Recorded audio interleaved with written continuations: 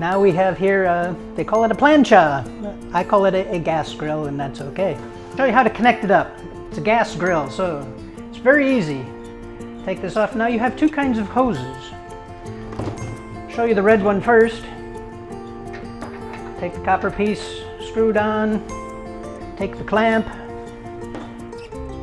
push that on there, put the clamp on, screw it down. Very easy. If you don't want to go through all that bother, you can buy a all-in-one. You put in the sealing ring and just screw it on and this side to the gas. Very easy. I'm told that you cannot use pipeline gas. You have to use cylinder gas, so that's okay. The top here, cast iron, enamel coated, so very durable. You can't break it, scratch resistant, so go ahead and do whatever you have to do, and this, you're not going to damage it. High quality. Smooth and easy to clean.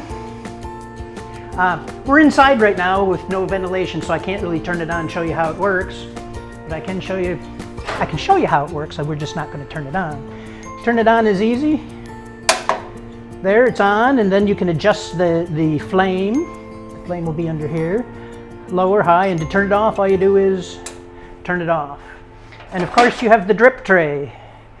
Easy cleaning.